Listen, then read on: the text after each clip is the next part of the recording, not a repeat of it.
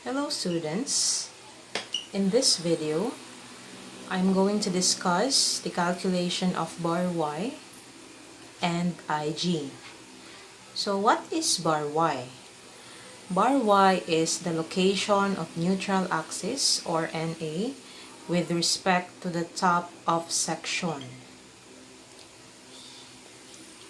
And IG is the moment of inertia with respect to the neutral axis. Let's take this example, this rectangular section here.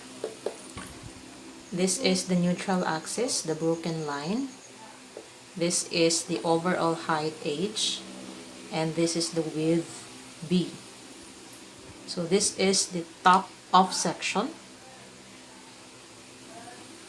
So our bar y is measured from the top of the section. So it is the distance from the top to the neutral axis. So in this rectangle, our bar y will be just h over 2. And our IG is just bh cubed over 12. So if our section is just a rectangular section, we have no problem in calculating the bar y and the IG because the formulas are just so simple. How about if our shape is a triangular section? So let's draw here a triangular section.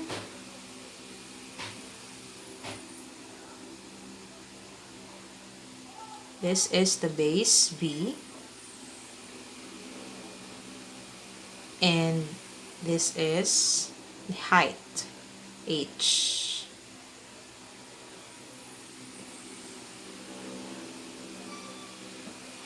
This is our neutral axis. So measuring from the top, this bar y here is just 2/3 of our h. So 2h over 3. So what if our triangle is inverted? For example, this triangle. So this is base B. This is the height h. So this is our neutral axis. If this length is 2/3 h, so what is this length here, or depth? So our bar y here is 1/3 of h, or h over 3. So bar y is always measured with respect to the topmost fiber or the top of the section. So what is our IG or moment of inertia with respect to the neutral axis of triangular section?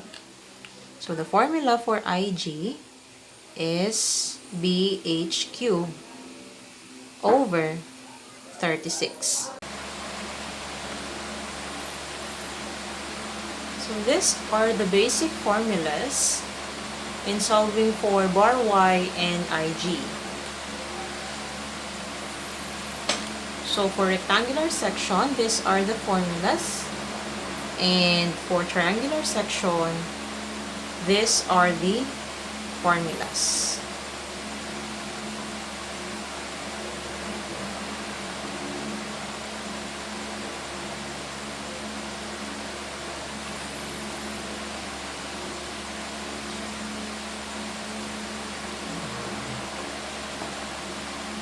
So let's try to solve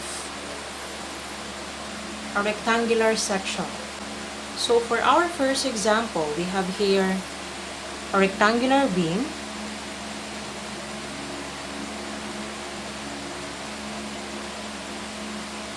with base 300 millimeters and height of 450 millimeters. So let's solve for letter A, bar Y, and letter B, IG.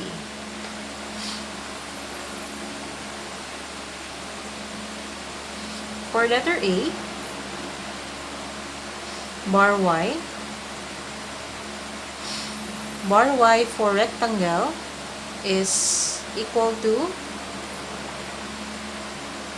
H over 2, wherein H is equal to 450 millimeters divided by 2. So our bar Y is 450 divided by 2, or 225 mm.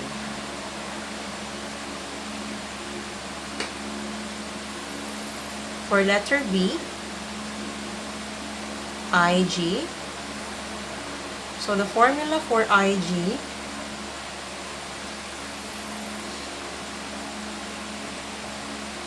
is BH cubed over 12.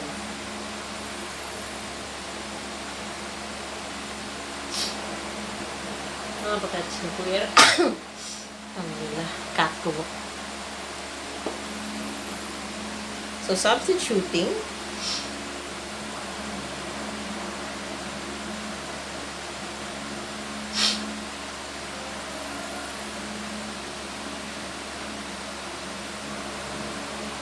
our B is 300, H is 450 raised to 3 over 12. So what's our IG? IG is equal to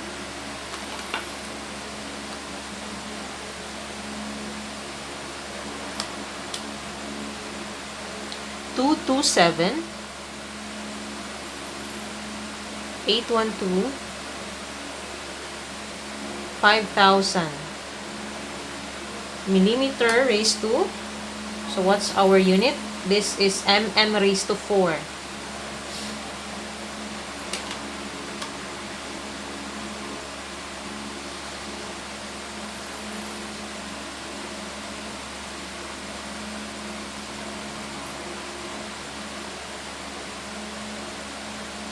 So let's have another example which is a triangular section.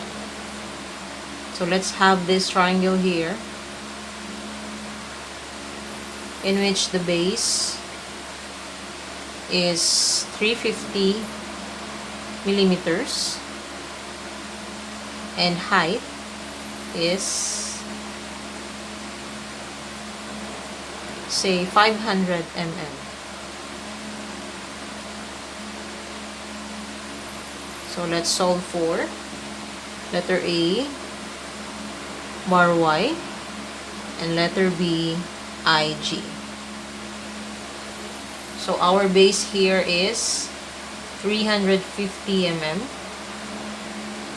Our height is 500 mm.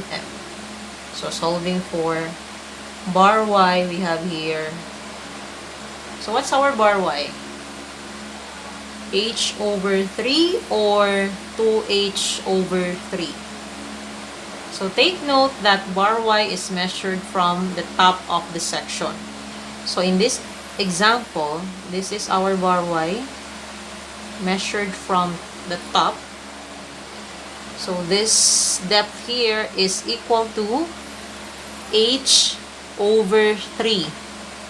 So this is H over 3, while this one is 2H over 3. So this time, our bar Y is H over 3, since this is an inverted triangle. So this is H over 3, or 500 divided by 3. So 500 divided by 3 is equal to 166.667 millimeters. So So bar Y is 166.667 mm.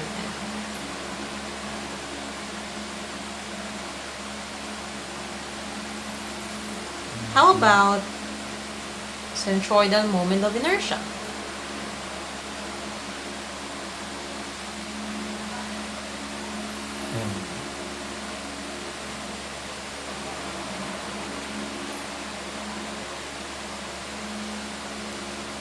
So our IG is, what's the formula? BH cubed over 36. So our B in this example is 350 mm. Our H is 500 mm. So this is raised to 3 over 36. So our answer is, this is 350 times 500 raised to 3 over 36. So 1215 277.778 mm raised to 4.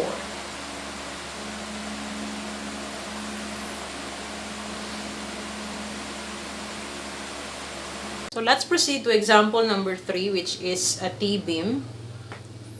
Of course, with a flange. This is the flange and web.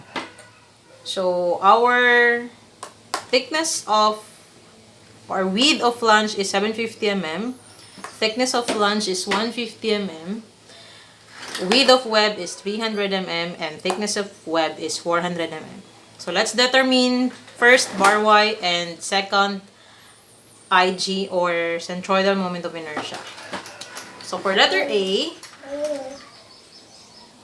we will use Varignon's theorem to solve for the bar Y. So again, the Varignon's theorem is A total times bar Y is equal to, so this is letter A, summation of areas times their individual bar Ys.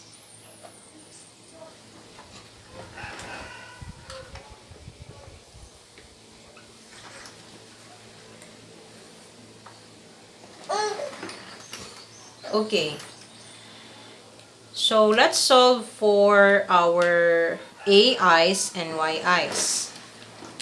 So for A1, our A1 will be the flange.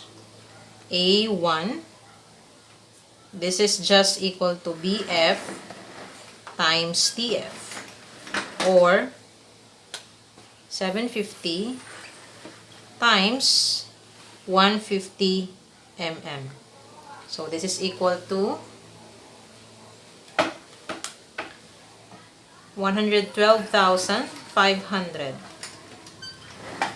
mm square. Next, Y1. Our Y1 is, this is our Y1. The distance of the center of A1, this is A1. So this is Y1. So Y1 is the distance of the center of A1 with respect to the top of this section. So our Y1 will be TF over 2. TF divided by 2. So TF is 150 over 2. So this is 75 mm. Next, A2. A2 is just the area of the web. So this is A2. So our A2 is BW times TW, or 300 times 400. So this is equal to, 3 times 4 is 12. Just add the 4 zeros. So this is 120,000 mm square. Next, our y2 will be, so this is the center of area 2. So with respect to the top, this is y2.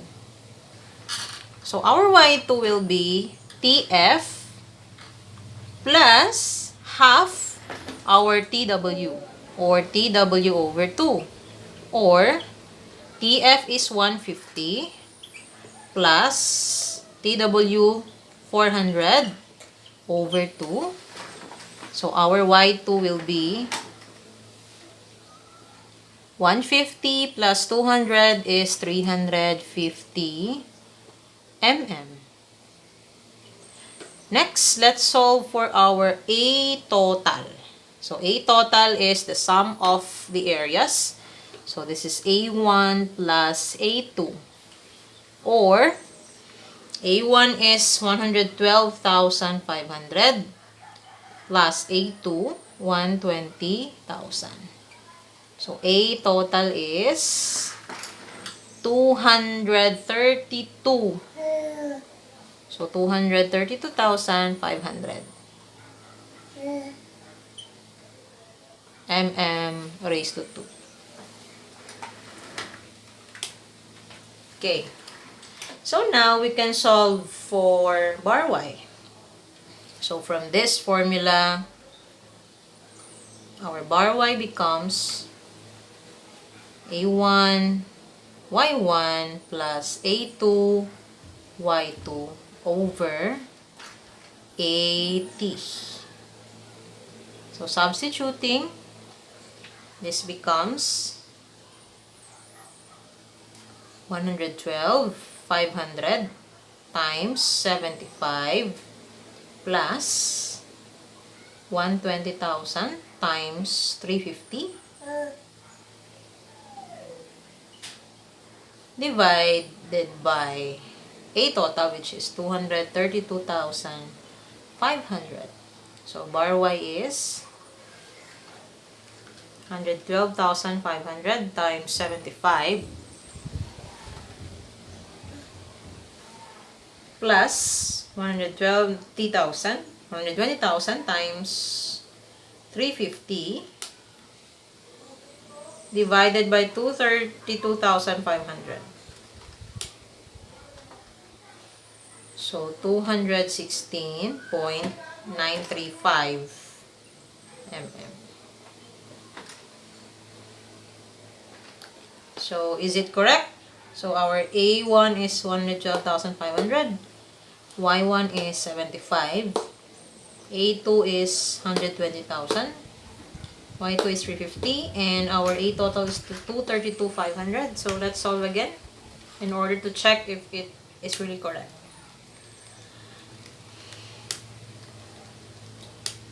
So 216.935 mm. This means that our neutral axis is located 216.935 millimeters below the topmost fiber. So this is where? So this is TF, this is 150. So probably it is here. So this is our neutral axis. So usually neutral axis is a broken line. So this is neutral axis. So the distance of this neutral axis with respect to the top of the section is our bar y, or 216.935 mm. This is mm.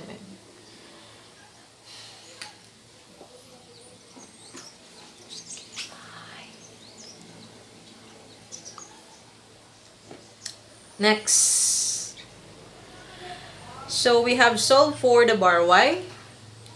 So now we can solve for the IG.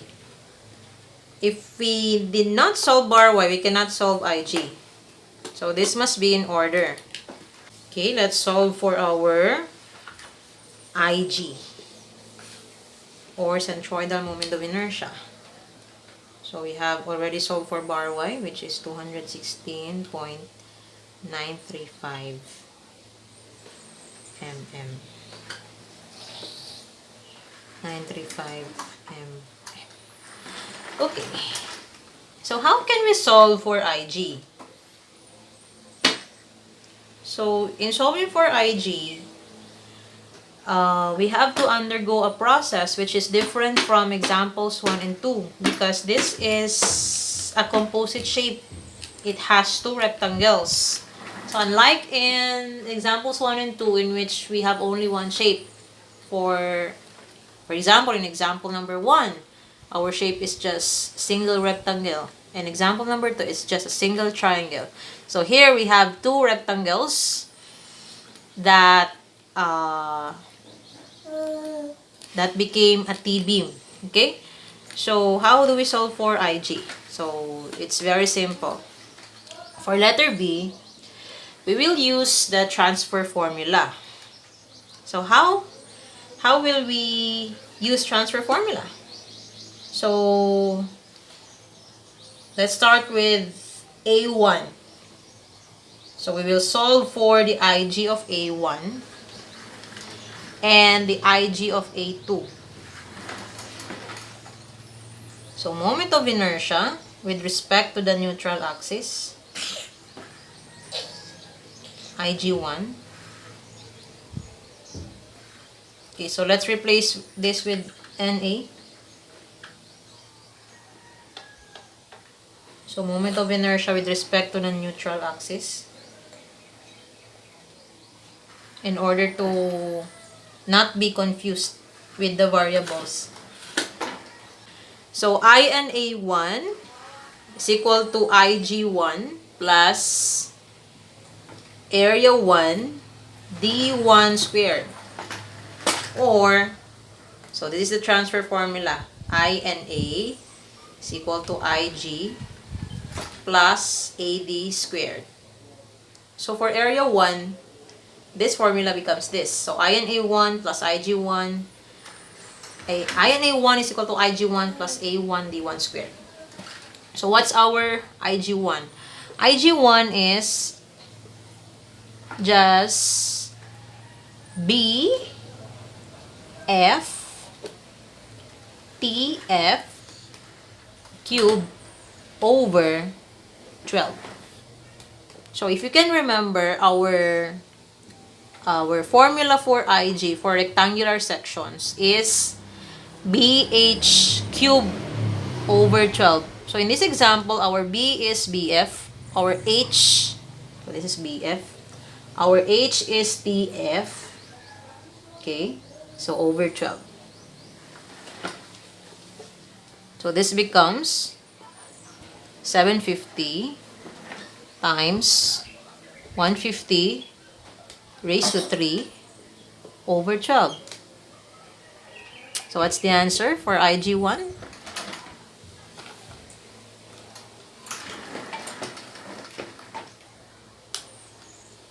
So IG1 is 210,937,500 mm raised to 4.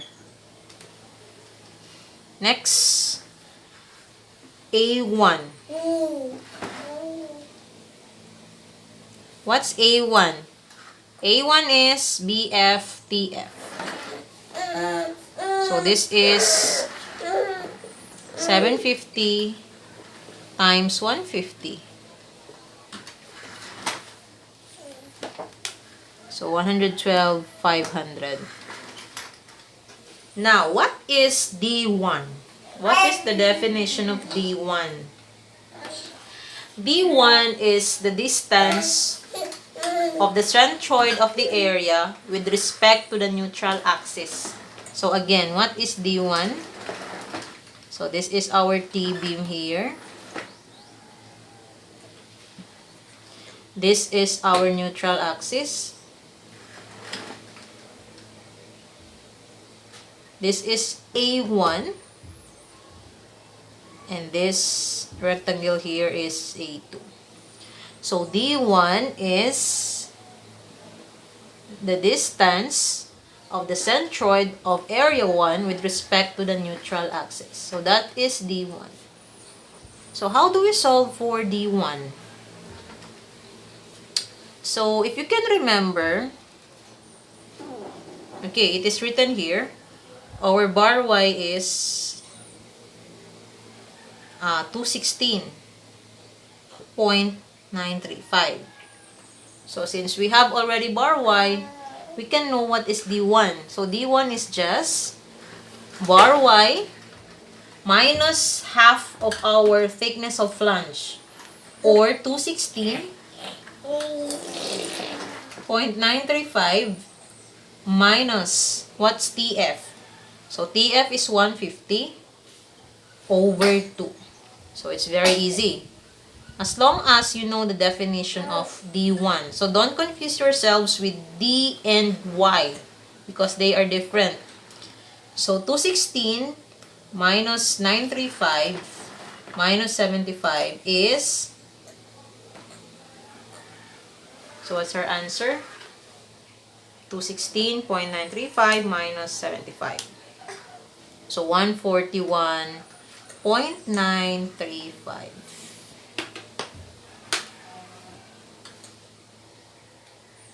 So, next, let's proceed to area 2. So, area 2, okay, we haven't solved for INA1. So, INA1 is, what's our IG1? So, 210, 937, 500 plus A1, 112,500 times D1 squared. So, don't forget to square your D. Because according to experience, many students forget raising this to 2. So, although they have the correct solution, their final answer is wrong. So, our INA1 is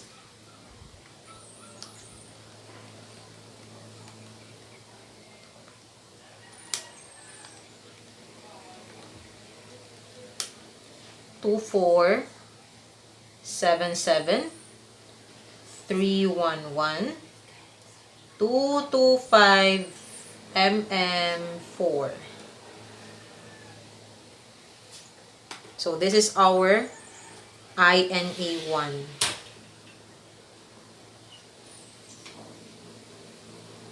Now, we already solved for INA1, but the required is INA.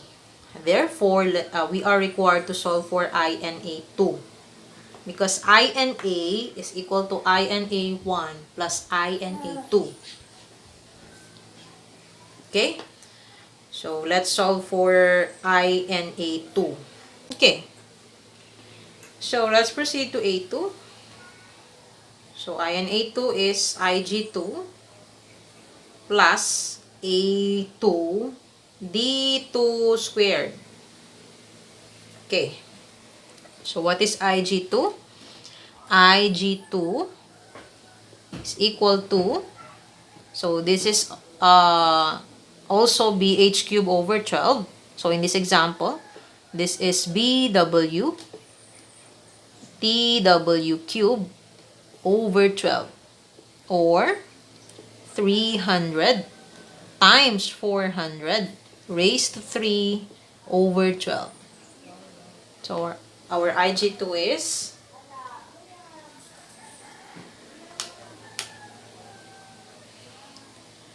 16, how many zeros? 1, 2, 3, 4, 5, 6, 7, 8. 1, 2, 3, 4, 5, 6, 7, 8. Next, A2. So, A2 is area. So, BW, TW. So, BW is 300. TW is 400. So, 120,000. Next, D2. If this is D1, so where's our D2? So again, D is the distance of the centroid of the area with respect to the neutral axis. Okay, so where's our D2?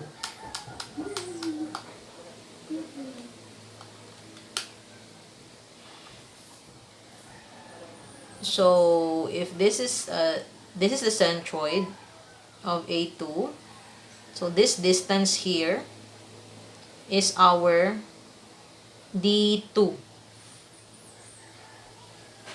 So what is this distance? From top to the centroid of A2. So that distance is just thickness of flange plus half the thickness of web. So that distance minus bar y is equal to D2. Again, this distance,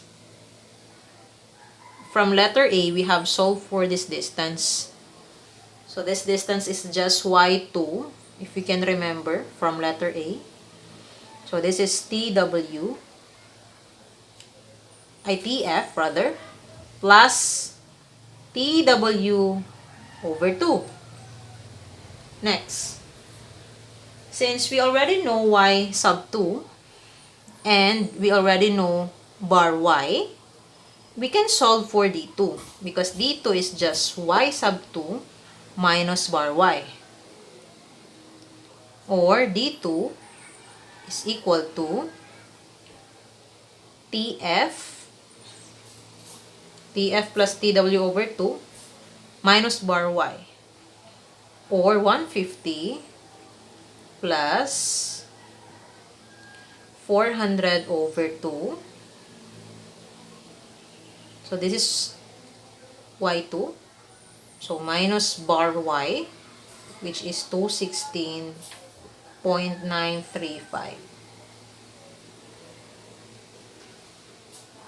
150 plus 200 minus 216.935 is 133.065 mm.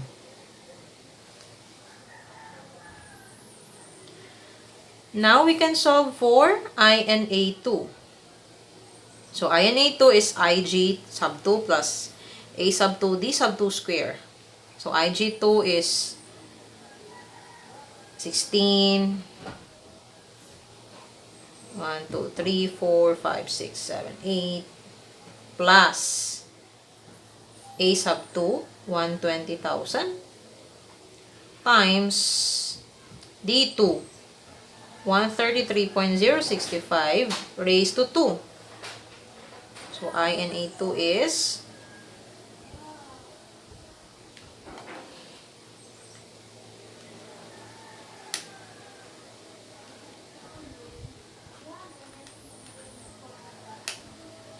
so 3724 755 307 mm raised to 4.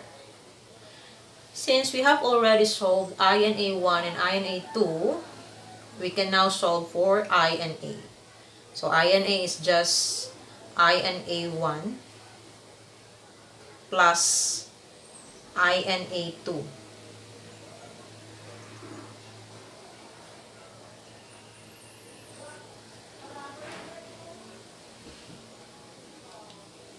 So our I and A becomes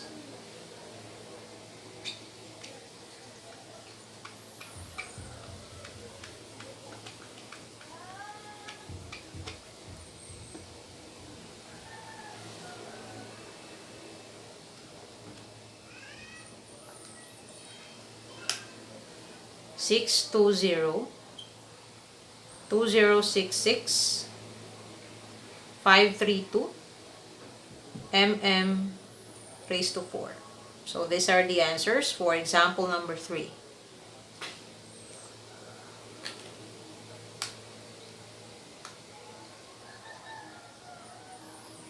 So I forgot to mention, when will we use the transfer formula? So if you can recall from example number 1, our section is a rectangular section. So we didn't use transfer formula because the centroid of this rectangular section coincides with the neutral axis. So this is the neutral axis, at the same time the centroid of the shape.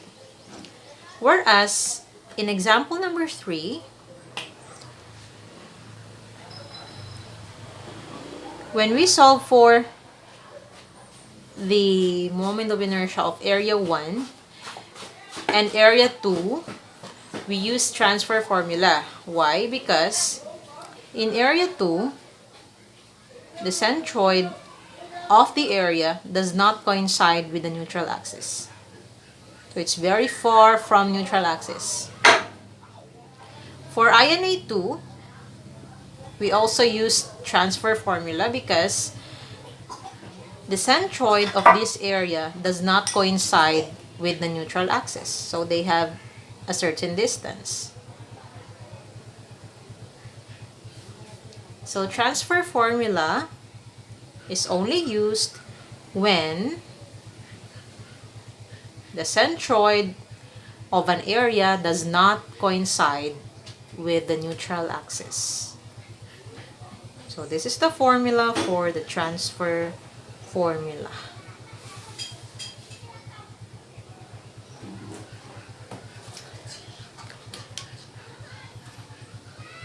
So for your sheet work number 1,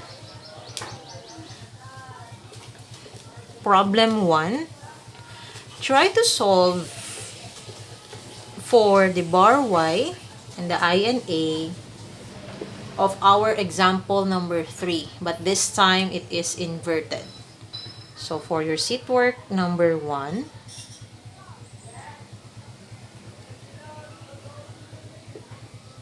so your problem number 1 will be the same beam with example number 3, but then it is inverted.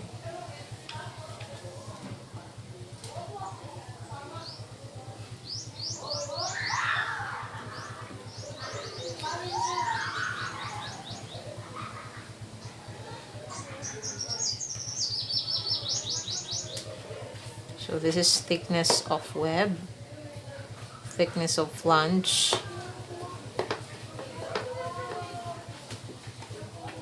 width of flange, and width of web. So for the values of this lengths or the dimension of the T-beam, please refer to example number 3 as discussed previously. So what will be the required? So letter A, determine the bar Y.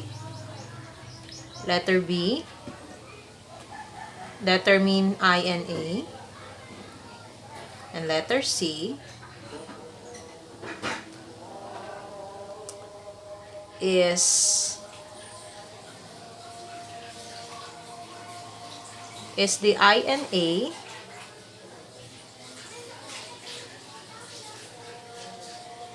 for a T-beam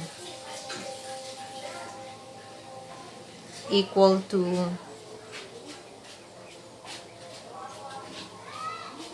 the INA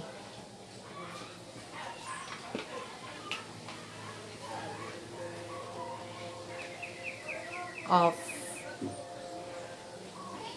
its inverted form.